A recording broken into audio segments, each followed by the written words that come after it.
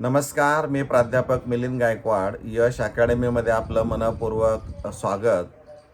आपणा सर्वांनी एक बातमी वाचली असेल की महाराष्ट्र CET सेलचे जे आयुक्त आहेत त्यांनी जाहीर केलेलं आहे की यावर्षी आम्ही 15 डिसेंबर ते 15 जानेवारी या कालावधीमध्ये CET प्रथम सत्र आयोजित करणार आहोत. हे त्यांचं नियोजन सुरू आहे आणि एकदा त्यांनी जाहीर केलं याचा अर्थ असा की त्यांनी ते नियोजन केलेलं असणार आहे.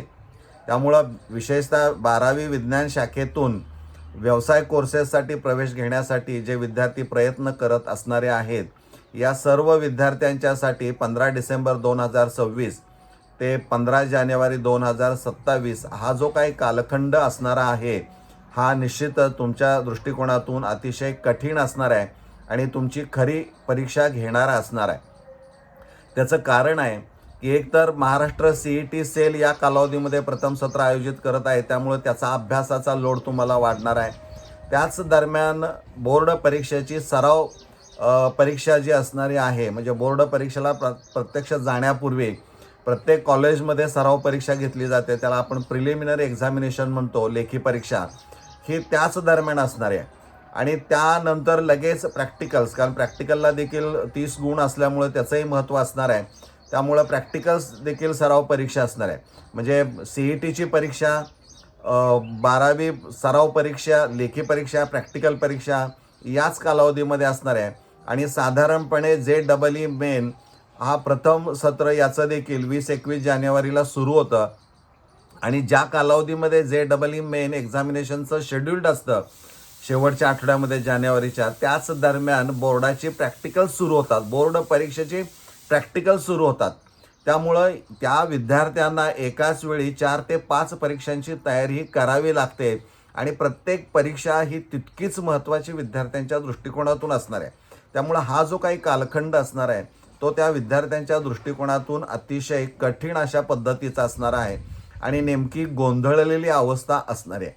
कारण एकीकडं अभ्यासक्रम संपण्याचा कालावधी साधारणपणे डिसेंबरपर्यंत असतो आणि त्यानंतर मग 15 डिसेंबरच्या दरम्यान या सराव परीक्षा प्रत्येक कॉलेज महाराष्ट्रातलं आयोजित करत असतं. पण त्याच दरम्यान जर हा कालावधी आलाच परीक्षेचा तर मग मात्र अवघड आहे. त्यामुळं विद्यार्थी मित्रांनो, असे प्रश्न मनात पडू नये तुमच्या की ही परीक्षा पुढं गेली तर काय होईल वगैरे वगैरे म्हणण्यापेक्षा हे गृहीत धरा की या दरम्यान ह्या परीक्षा होणाऱ्या आहेत. मग यासाठी माझी मानसिकता पहिल्यांदा मला तयार करून घ्यावी लागेल. त्यासाठी प्रथम जो 12वीचा अभ्यासक्रम असणार आहे तो ऑक्टोबर किंवा नोव्हेंबरपर्यंत तुमचा पूर्ण होणं गरजेचं आहे. आणि एकदा अभ्यासक्रम पूर्ण झाल्यानंतर मग वेळेचं नियोजन, तुम्हाला अभ्यासाच्या वेळेचं नियोजन, एक वेळापत्रक तयार करावं लागेल. यामध्ये पहिली गोष्ट तुम्हाला लक्षात ठेवावी लागेल की स्टेट बोर्ड परीक्षा देखील तितकीच महत्त्वाची आहे.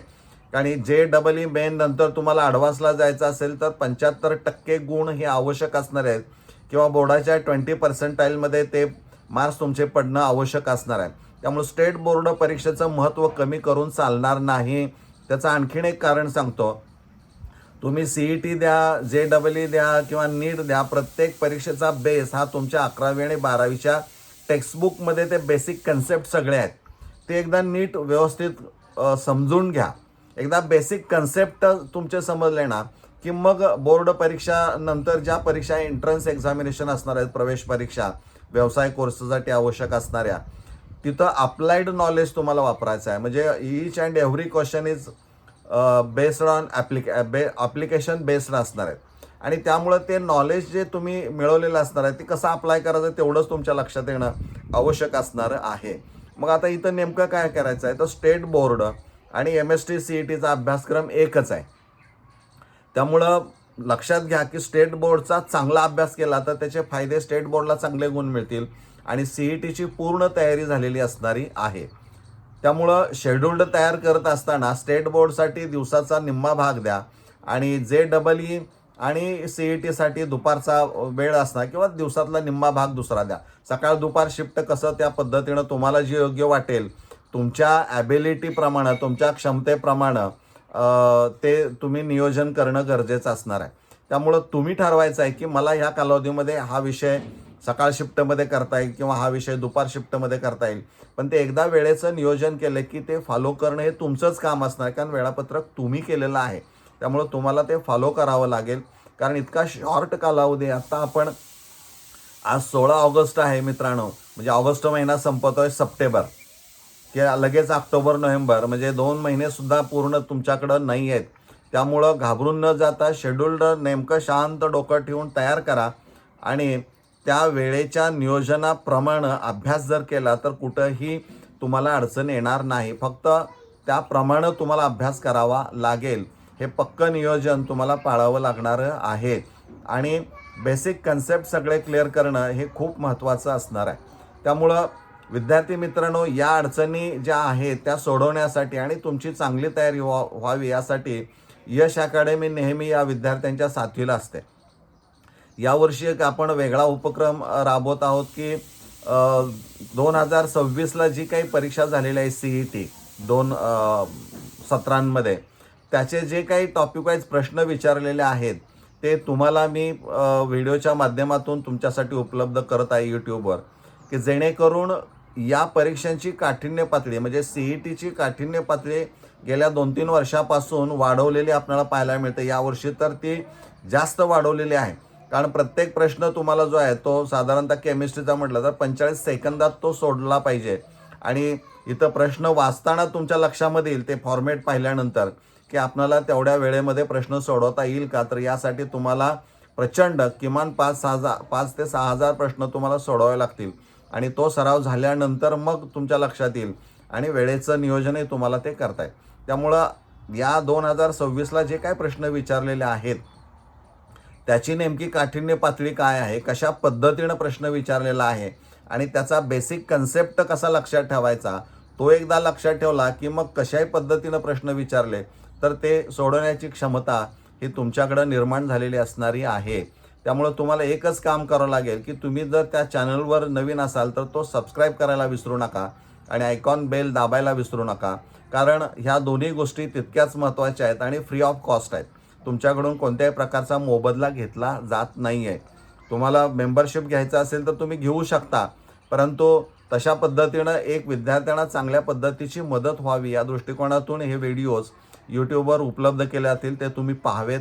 दररोज थोडा वेळ यासाठी जर दिला तर निश्चित तुम्हाला चांगले गुण मिळण्यास मदत होईल, यामध्ये कोणतीही शंका असणार नाही. त्यामुळं मित्रांनो, भीती न बाळगता शांत डोक्यानं वेळेचं नियोजन करून चांगल्या पद्धतीनं अभ्यास कसा करता येईल या दृष्टिकोनातून आपण विचार करणं गरजेचं आहे. माझं कसं होईल, मग मी काय करू, खूप कमी कालावधी वगैरे आहे, असे प्रश्न न पडता नियोजन करून कसं आपल्याला करता येईल या दृष्टिकोनातून प्रश्न पडणं हे खूप महत्त्वाचं असणारं आहे. त्यामुळे ज्यावेळी तुम्हाला अडचण येतील त्यावेळेस यश अकॅडमी निश्चित तुमच्या मदतीला असणार आहेत.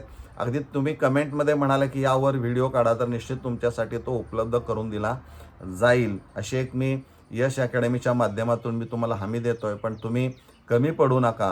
म्हणजे तुम्हाला असं वाटता कामा नये की मी कमी पडलो. म्हणजे तुम्हाला तुमचं करिअर घडवायचं आहे, त्यामुळं तुम्हाला हार्ड वर्क हे करावंच लागणारं आहे.